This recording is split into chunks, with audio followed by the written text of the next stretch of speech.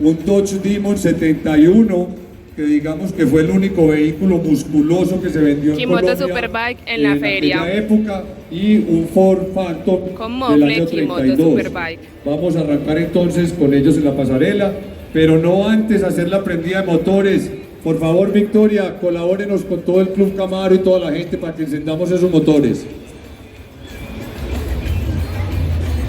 Kimoto Superbike.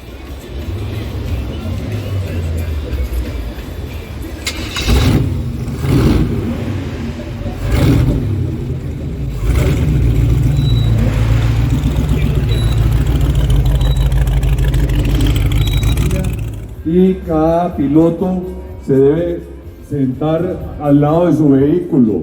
Recuerden que es un momento importante, vamos a prender todos los motores simultáneamente en aproximadamente 5 minutos, Guillermo. Gracias por tenernos acá.